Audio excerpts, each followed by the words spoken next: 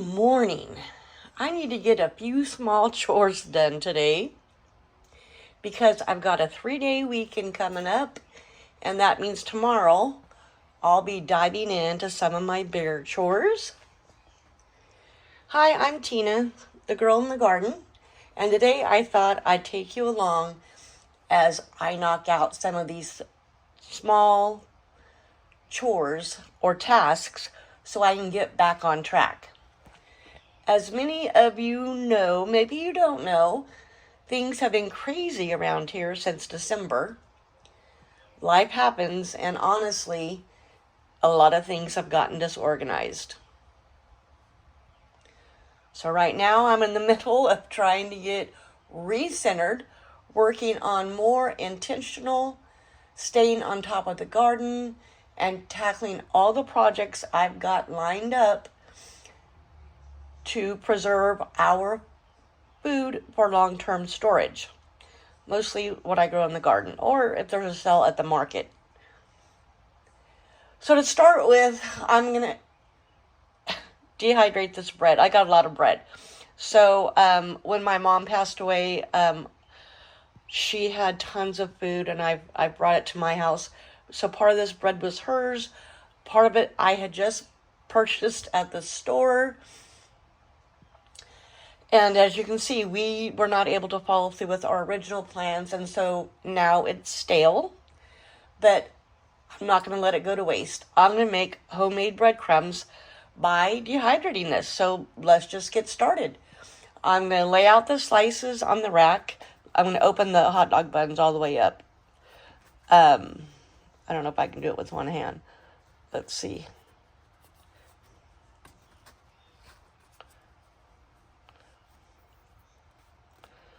I'm trying here. So I'm just going to open them up where they're flat. And I'm going to put them on 125. It'll probably take a couple hours, maybe 4. And then, so I'm just going to keep checking them.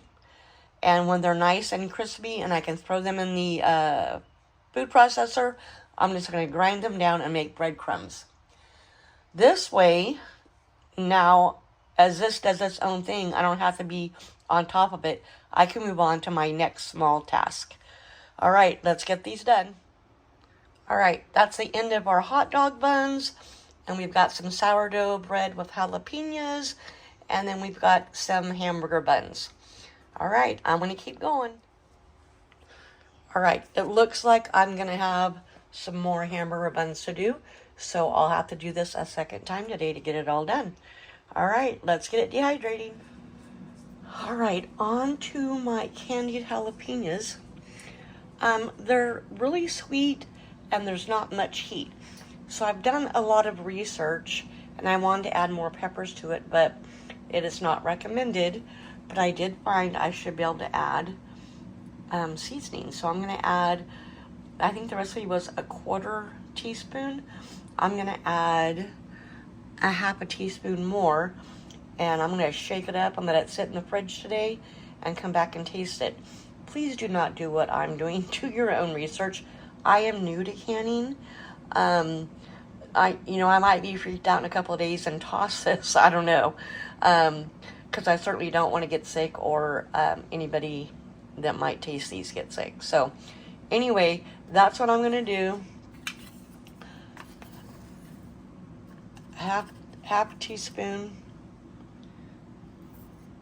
I'm going to put the lid on it, shake it up, put it in the fridge, and we'll taste in a little while.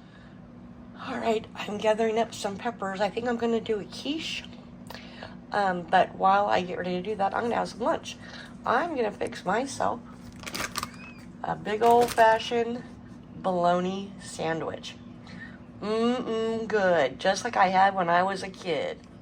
All right, I've got 2 slices of bologna with cheese between it, mayonnaise on my bread. The only thing I'm missing is barbecue chips to put on it. Ooh, it used to be my favorite. I'm going to forego the onions today because later I need to taste my candied jalapeños. All right, time for lunch. Okay, I'm ready to move on, and I'm going to use up some of my green peppers from the garden. There is a bell pepper, a couple, oh, what are they called? Poblano, and I think the other two start with an L, something paprika peppers, but they didn't get red. This one turned a little purple. I don't think I need all of them, but we'll see. I got 2 different bags of shredded cheese open, so I'm going to get it used. I'm overloaded with eggs right now, so I'll get the eggs out, get this all mixed up, and we're going to throw it in the oven. It's preheating right now. All right, we've got our 6 beaten eggs. I'm not sure if that's a cup of cheese. I might have to go grab some more cheese. Well, I'll be opening a new package, so that should be okay. I use frozen pie shells. Yeah, that one's broke. I'm going to use it anyway.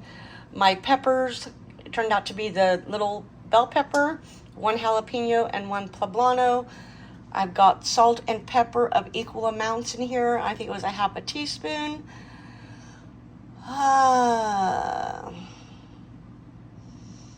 Okay, so and when I got my cream out, so I'm going to add my cream to my eggs. I'm going to put my peppers down. I am then going to pour the egg mixture in and top with my cheese, and then we're going to pop it in the oven. All right, let me get this done. All right, our green peppers are down. I will link my inspiration for this recipe below. Everything's pretty much the same, except I throw different types of green peppers in there. And I believe it says it's supposed to make 1 pie or 1 quiche, and I believe what I found last time I made it was it actually made 2. I'm not sure where I got the inspiration to use frozen pie crust, but somewhere I did, and it just works. So let me get this, the egg mixture on, and then the cheese. We've got our cheese. I had just barely enough time to pour the egg mixture over and get this in the oven for 15 minutes. Then we turn the heat down to 300. All right, our quiche is ready to go in, and like I said, see, there's 2. Excuse me. I did put it on a baking sheet. My bigger pan was high up, and I didn't want to get the step stool out. So 425 for 15 minutes, I believe, and then it's down to 300 for 30 to 40.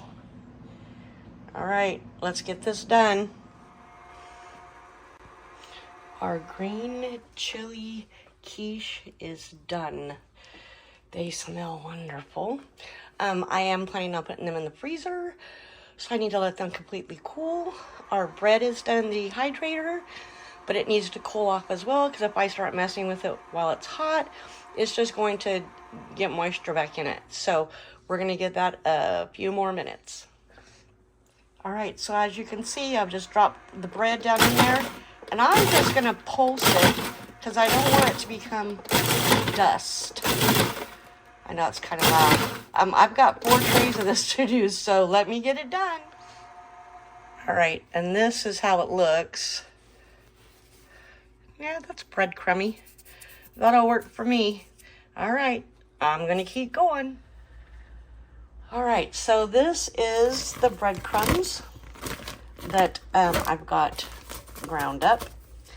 And I'm still doing my other load of bread, so we will have a little bit more than that.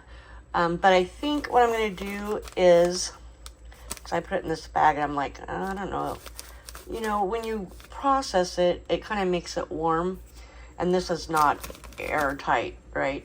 So I may put this on a baking sheet and in the oven at a real low temperature for just a little while, just to make sure I've got it finished and there is nothing that is still wet.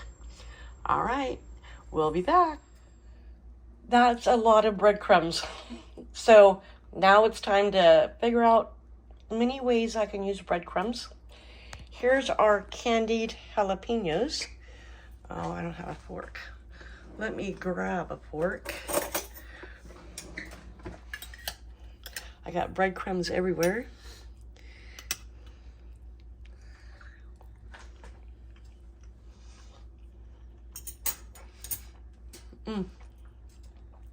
Much spicier. I like them much better. And voila, we're gonna cook a ham tonight.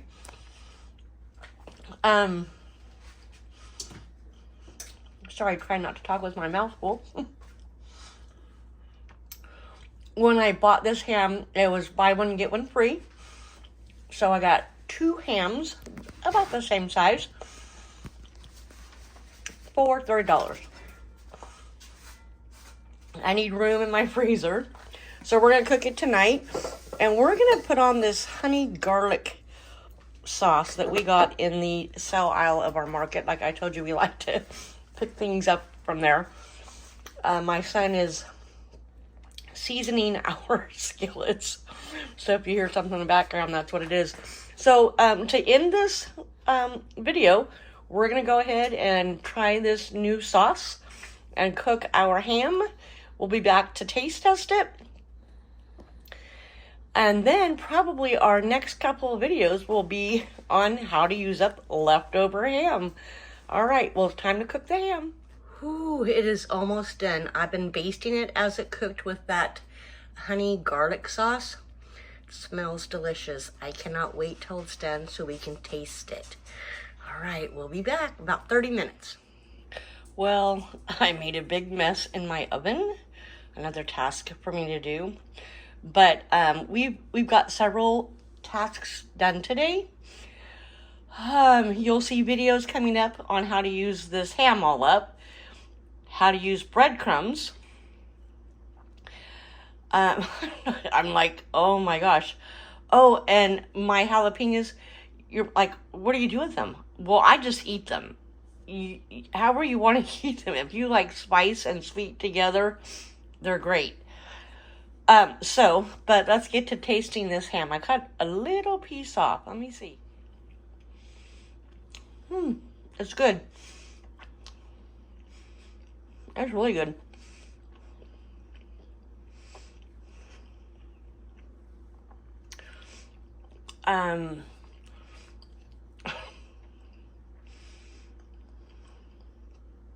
Yeah, I can definitely see a couple of things I might do with this. Sorry, my mouth is still full of ham.